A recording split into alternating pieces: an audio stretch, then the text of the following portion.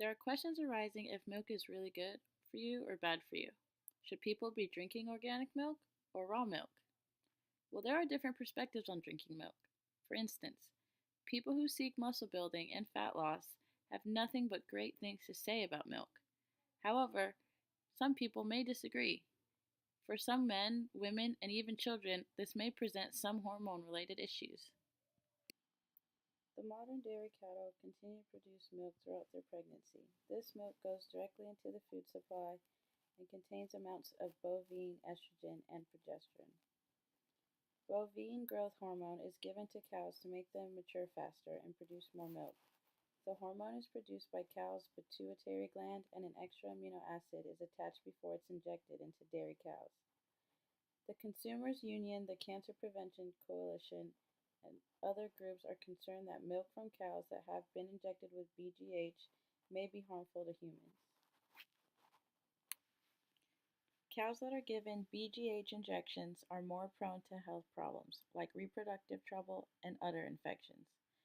When these cows are treated for infections with large doses of antibiotics, some of those antibiotics are likely to show up in the milk, especially because it usually takes longer to treat cows receiving BGH. While antibiotic residues themselves might not be cause for alarm, they can contribute to the development of antibiotic resistant bacteria, which is a serious developing public health problem. To combat infections, many dairy farmers give antibiotics to cows, and these end up in the milk supply. When humans consume the milk and the antibiotic residue, it can cause their bodies to build up a resistance to antibiotics, rendering them useless should a human come down with a bacterial infection, according to the Nutrition Digest website. The antibacterial residue can also cause allergic reactions for certain people drinking the milk. Another concern is that injecting cows with bovine growth hormone may cause them to produce more of another hormone called insulin-like growth factor 1.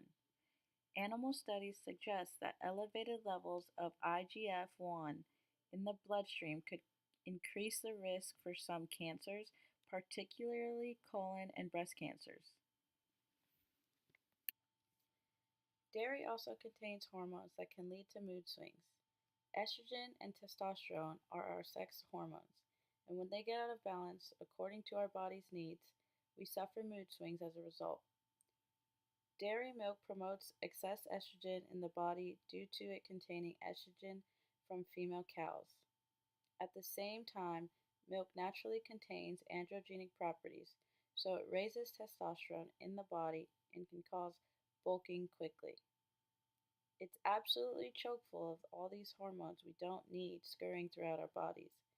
Think about it this way: the dairy you consume contains hormones from the female cow and the male cow that were used during impregnation. Since all dairy contains IG1 or insulin growth factor, it raises our levels of insulin, which causes blood sugar swings that lead to acne. Acne is strongly influenced by hormonal changes, which is one reason so many teenagers struggle during puberty. No matter what kind of dairy you choose, you're taking in excess insulin growth like factor.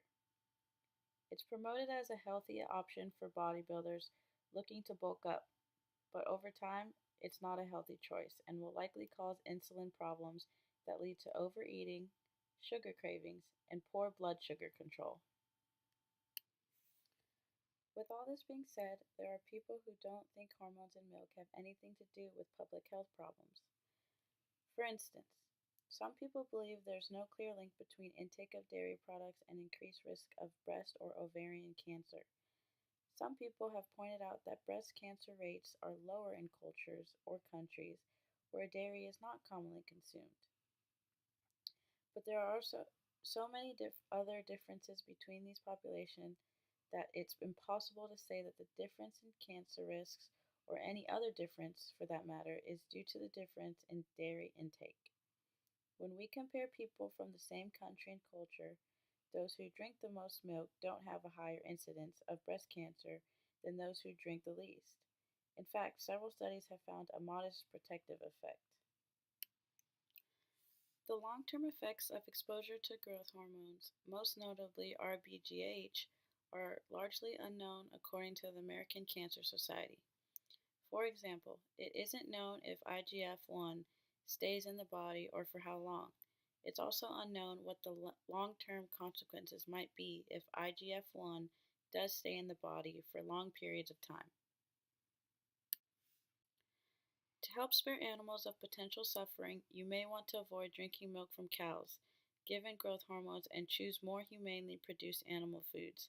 Cows given RBGH are 50% more likely to have hoof and leg problems, including lameness, according to the Humane Society of the United States. Other side effects include reproductive problems and infections.